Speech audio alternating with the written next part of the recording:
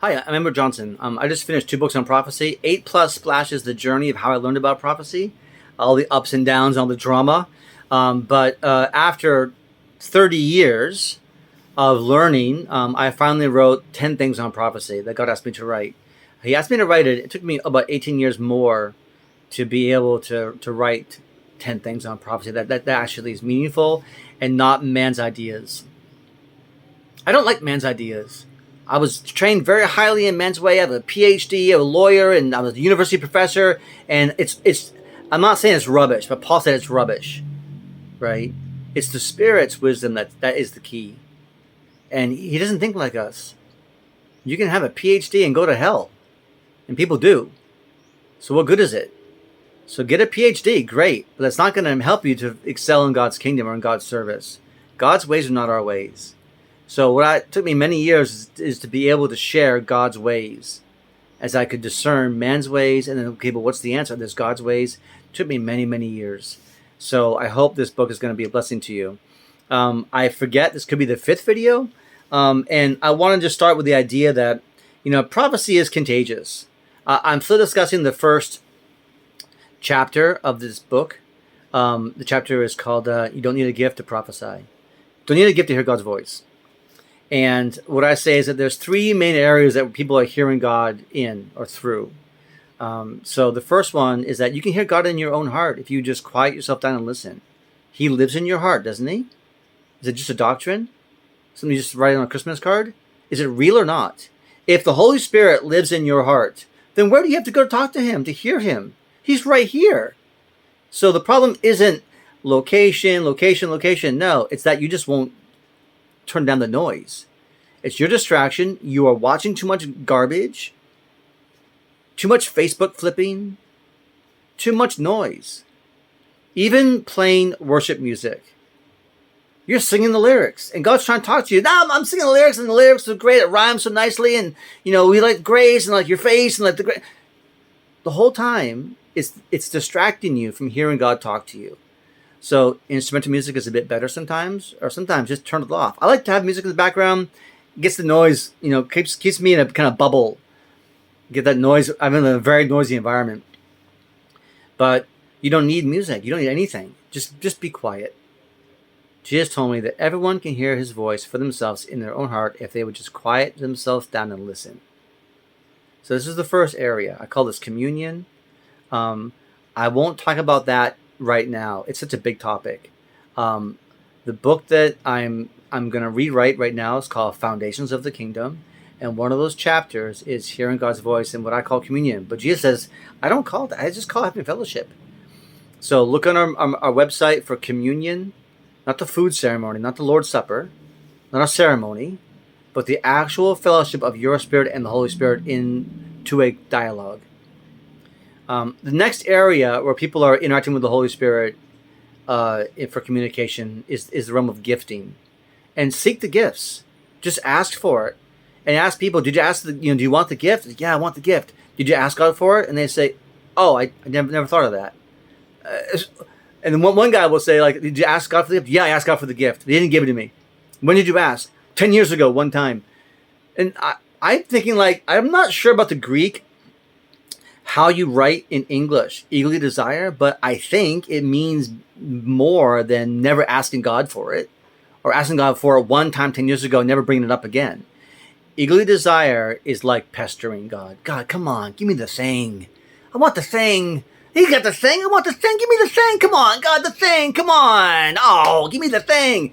That's the attitude of the person who receives from God a lot more than, never mind, you don't even know, forget it. You don't want, never. The orphan mindset, like people are like an orphan of God. Like they get hurt and they lick their own wounds. They take care of themselves. They earn their own money. They earn their own career, and they take care of themselves. This is the flesh's corruption. This is the curse. Actually, a child of God gets a paper cut so tiny you can barely say, "Oh God, look at my paper cut. God, heal me." Right? The child of God, God, give me the toy. I want a toy. It's expensive. I don't care. Give me the toy. It costs a lot of money. You got the money. Give me the toy. How a child thinks. They don't care about how much things earn and cost, and they don't care about how small their wound is, how small their cut is. They come to you and they want you to kiss it and make it better. The mentality of a child is the right model of faith. And concerning spiritual gifts, people who just don't ask God for anything, that's not the right model. People who are all intellectual about it, that's not going to help you. Understand it is great, but you can understand it and get nowhere because it's the heart through which we receive it, not the mind through which we understand it. And what does Paul say in 1 Corinthians 8, 1-3? We all have knowledge. Knowledge pops up, but love builds up. If any man thinks he knows as he ought to know, he does not know as he ought to know. But if any man loves God, then God knows him. And so knowledge is a I don't want to say it's a two-edged sword. Knowledge is important. It's beautiful. God will give it to us. We need to seek it. But really, I mean, that's not where we're going to get the breakthrough. It's in intimacy. It's in fellowship. It's going to be in even this knowledge, right? In Ephesians, I'm reading Ephesians, I'm getting the prayers of the apostle and how Paul is saying, I'm praying for you, that the eyes of your heart will be enlightened so you know the inheritance of God, that you'd be rooted and grounded in love, and that all the saints, that you would have, you would know the love of Christ, the height and width and depth and breadth of the love of Christ, and to know it beyond knowledge. And I'm following it, I'm getting it, and finally get to that part, to know it beyond knowledge. I said, God, just stop. How can I know beyond knowing? How can I know beyond, what's beyond knowledge? It's easy, he said. Beyond knowledge is experience. So what's lacking is the experience of the Holy Spirit. It's the experience of God. If you don't experience God, you never will know him, he told me. You only know him through the experience of him. It's not reserved for only a few weirdos, the prophets, these crazy, strange people. No, it's for anyone who will seek to have fellowship with him in their heart. This is the big key that people are just plain missing. But God told me he's going to now pour out that experience over across the whole earth. Now, that's kind of one of the biggest keys the kingdom God's ever told me. I also want to mention this, that prophecy is contagious.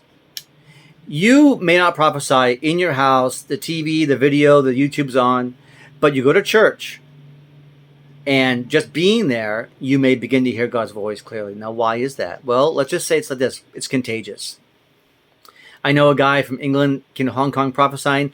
I walked near him. I began getting visions. I prayed for him one time because I thought he's going to give a sermon, so I'm going to back him up. And I got near him in the prayer group, and I had a vision of God's hand, and on his hand, I can show the video of his hand, and it were pillars and a crown. It was very beautiful. Like, that's a random vision. I'm praying for him. As I got near him, I saw where he was in the spirit. He was in a heavenly council, and I went there, and it terrified me. I saw him there in a round chamber with arches and circles, and he was out in the middle discussing his sermon with saints. And a couple of angels, mostly it was saints. And I thought, oh my gosh, he doesn't need me to back up in prayer. And I saw myself in the hallway, and oh no, they can see me. And I panicked, and I get out of the vision. Heavenly council.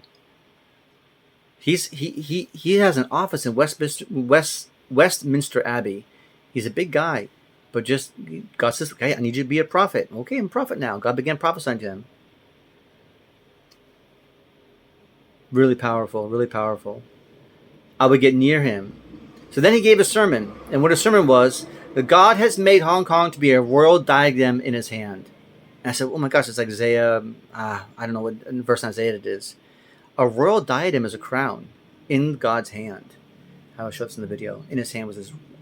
That's the vision that I saw when I got near him. So the vision that I saw was actually his sermon before he gave it. Prophecy is contagious. Get near people who are prophesying, and you can prophesy. One guy in America, big meeting, says, I don't have time to prophesy to everyone. I don't have time to lay on hands. I'll do this right here. I'll spread my mantle over everybody, and you're all going to prophesy. So get two partners, get in small groups, get ready, go. And suddenly everyone began prophesying under his mantle. Now this is what Jesus did. No one was spirit-filled and had the Holy Spirit baptism until Pentecost. Yet Jesus had 70 guys at one time go out 2 by 2 to do miracles, signs, wonders, and resurrections under his authority spiritually. They weren't anointed themselves. They were under his covering. Well, I guess you can still do that. That's what happened to this guy. He just spread his mantle over everyone, and we all prophesied. So prophecy is contagious, actually. And hopefully you'll catch it. Not like a virus, but something better than a virus. But what I want to mention is this kind of hard idea about God. God gives gifts as he wills. And this is in 2 clear verses. Everything is empowered by one and the same Spirit, who apportions to each one individually as he wills. People will say, look, it's God's will, step off. Don't ask. It's up to him, and you don't know what he's doing. Do you have it now? Then you're not going to get it. It's up to him. You didn't get it. Just sit back down again. That's 1 Corinthians 12:18 now. That's 12:11. As is, God arranged the members of the body, each one as he chose. Did he choose it? You didn't choose it. Don't ask for it. Who do you think you are? This is how people think. That's how they teach, actually. God's chosen it. Up to him. His will. Inscrutable. You're not going to find out what it is. Unknowable. Mystery of God. Are you right now prophesying? No? Then that's all you got. Sit down and be quiet. That's not true. In the same chapter, he says, are all apostles? Are all prophets? Are all teachers? Do all work miracles? Do all possess gifts of healing? Plural. Interesting. Do all speak with tongues? Do all interpret? But earnestly desire the higher gifts. Okay, Paul, you just said no, now you're saying yes. What is it? Okay, it's not like that. God will give to people who seek. So seek it, and God will say, what do you want? You want to be a mission to the Eskimos and to the people in New Guinea at the same time, and have a church in Russia at the same time, and be a surgeon in Miami. Well, tell you what, you can't do all four at the same time, actually. You got to choose one thing to do at a time. As you told me that one time. You can only be one place at a time. So let me choose for you what you should be doing, and I'll make you a surgeon in Miami. But God, I want to do ministry work. Okay, you'll do ministry work, trust me.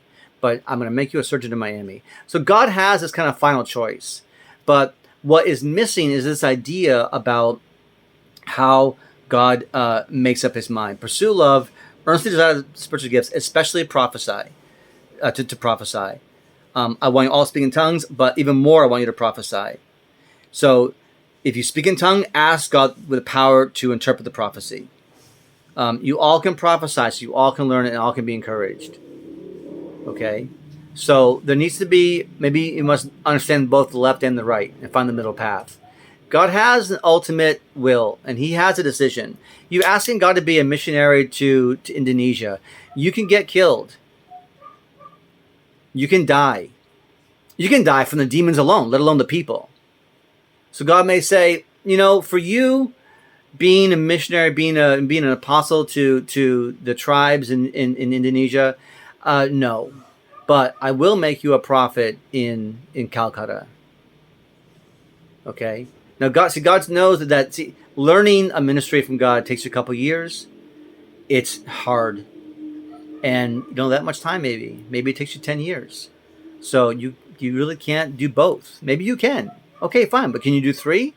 Maybe I can. I'm an overachiever. Can you do 4? Well, how about 5? How about 6? At some point, you got to realize you can't do everything. And the body is there to do everything that you can't do. So it's not all about you. It's all about you being an overachiever. So be an overachiever, great. You know, press on and go for the gold, right? Do everything you can do. But there's always things you can't do. So the body is there. And so, okay, next video on chapter 1. We're still in chapter 1. I'm going to show you what I think is the best model of faith. It's the daddy, please, please, please. That's the best model of faith that I think. So I'll cut this video off right now. I don't want to get too long. 8+ Splash is the story of my journey. 10 Things on Prophecy is of what I've learned. Foundations of the Kingdom are the 10 or so keys of the kingdom that Christ taught me. It's not about prophecy, but Christ told it to me through prophecy. And it's some of the similar ideas: diversity, unity, training, equipping, leadership, being servants, ministry and demonstration of power. The gospel of the kingdom is not the gospel of salvation. They're separate. They overlap. The empowerment of grace, hearing God's voice, the mind of Christ, which is wild.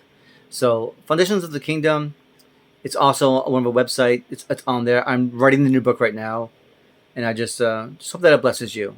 So just keep learning, keep seeking God, and he'll keep showing you his way. That's all, okay? God bless you.